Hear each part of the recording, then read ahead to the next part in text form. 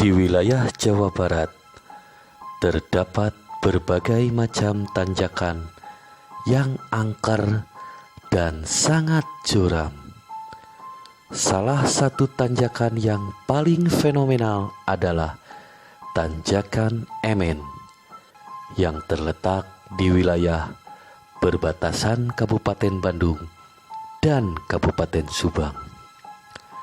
Konon, jika kita melewati tanjakan tersebut pada tengah malam atau malam hari, maka kita harus menyalakan sebatang rokok dan melemparkannya keluar agar kita tidak diganggu oleh arwah Emen yang konon meninggal kecelakaan di tanjakan tersebut.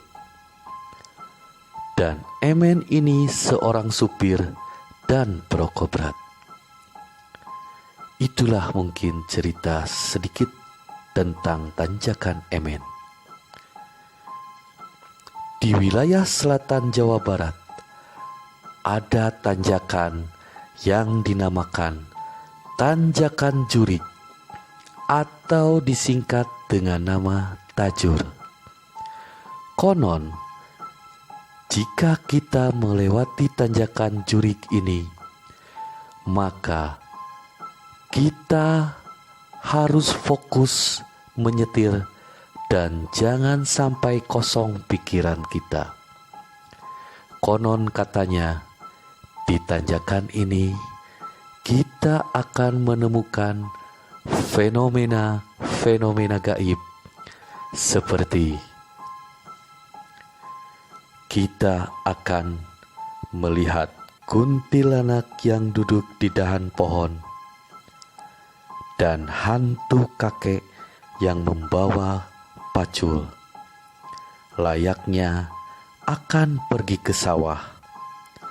Namun anehnya, mana mungkin kan kakek tersebut ke sawah lewat tengah malam?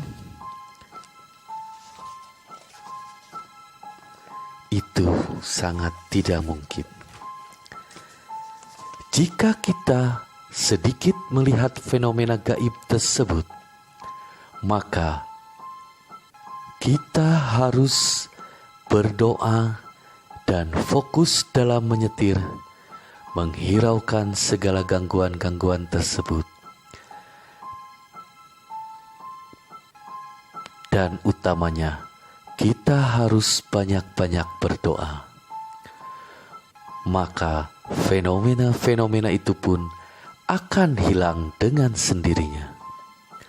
Konon, kecelakaan-kecelakaan yang terjadi di wilayah Tanjakan Jurik ini disebabkan oleh sopir yang kurang fokus dalam menyetir karena merasa ketakutan ketika melihat fenomena-fenomena tersebut, hingga membuat supir hilang konsentrasi dan mobil pun terguling.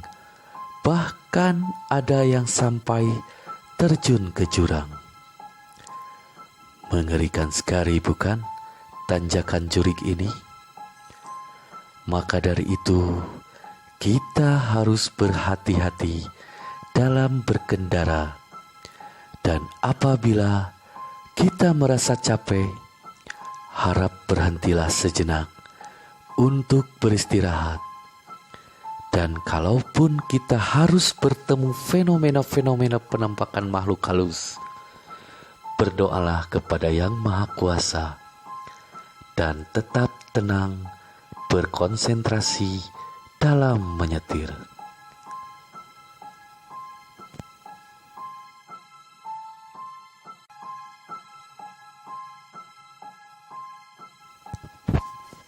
Makhluk halus atau makhluk tak kasat mata memang hidup berdampingan dengan kita. Walau terkadang mereka selalu menampakkan wujudnya kepada kita. Manusia sebagai makhluk sempurna ciptaan Tuhan, seyogyanya tidak boleh takut kepada makhluk tak kasat mata tersebut. Kisah ini berawal ketika aku dan keluargaku pindah rumah karena orang tuaku telah membeli rumah baru di sekitar desa di selatan Bandung. Karena memang rumahku yang di wilayah kota Bandung dijual oleh orang tuaku. Aku senang pindah ke daerah pedesaan.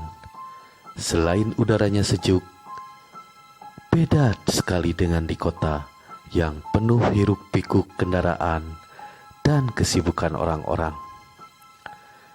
Singkat cerita, kami akhirnya pindah ke pedesaan tersebut menggunakan truk besar karena barang-barang kami sangat banyak dan bermacam-macam. Aku sendiri sibuk mengepak barang-barangku, dan aku sudah memilih kamar di rumah baru kami. Kamarku ada di bagian belakang, dekat dapur, karena kamar ini terlihat lebih besar dan panjang. Akhirnya kami berangkat ke rumah baru kami. Menggunakan truk besar tersebut. Dan tidak terlalu lama kami sampai ke pedesaan itu. Singkat cerita, kami pun sampai di rumah itu. Dan terlihat halaman rumah kami ini cukup luas, bahkan boleh dibilang 2 kali lipat luasnya dari rumah lama kami di kota. Setelah turun, aku berkeliling dulu di rumah baru ini. Dan sangat senang karena luas tanahnya sangat luas. Di halaman belakang terdapat seperti bangunan kecil sebesar toilet yang tak terurus dan agak lembab. Ketika aku mencoba mendekati ruangan terbengkalai itu, ada yang aneh dengan perasaanku. Tiba-tiba perasaanku agak merinding hingga bulu kuduku berdiri. Karena waktu itu siang hari, jadi itu tidak begitu menakutkan bagiku.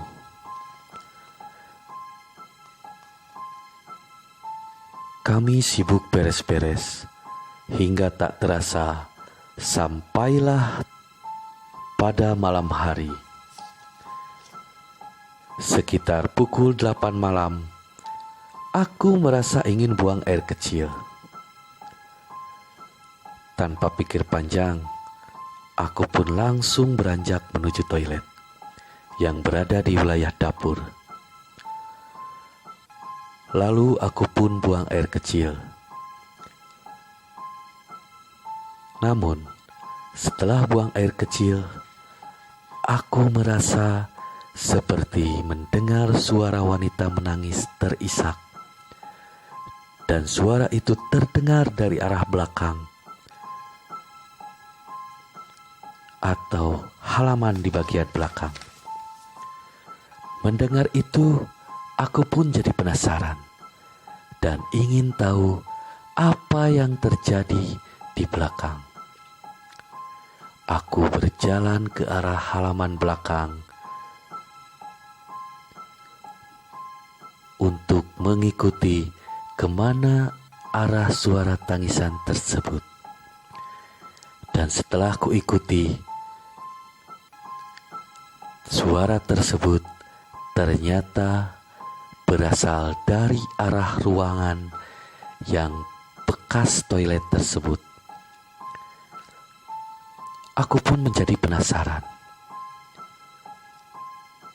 Walaupun sedikit merasa takut, tetapi rasa penasaranku ini terlalu besar hingga ada sedikit keberanianku. Aku mencoba membuka pintu bekas toilet tersebut. Pelan-pelan, aku membuka sedikit demi sedikit. Dan setelah pintu itu terbuka, astaga! Yang di dalam itu berdiri sosok perempuan berbaju dress putih, berambut panjang, dengan wajah menyeramkan, dan dia tertawa cekikikan di tengah malam itu. Tanpa pikir panjang lagi, aku langsung lari terbirit-birit dan sedikit berteriak. Setelah itu aku masuk ke kamar tidurku. Karena saking takutnya, aku pun langsung menuju kamar tidur. Mengambil selimut, menutupi seluruh tubuhku, hingga aku pun tertidur sampai pagi menjelang. Setelah aku bangun di pagi itu, aku melihat ada Pak Maman yang sedang bersih-bersih di luar. Pak Maman ini adalah penduduk sekitar yang selalu membantu di rumahku. Bahkan ketika aku belum sampai ke sana, Pak Maman lah yang mengurus rumahku, membersihkan semuanya.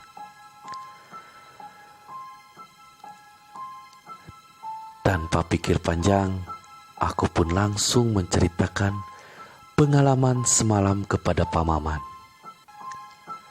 Dan Pak Maman dengan terbata-bata menceritakan tentang asal-usul hantu tersebut. Kata Pak Maman, dahulu sekitar 10 tahun yang lalu, ruangan tersebut adalah toilet luar rumah ini.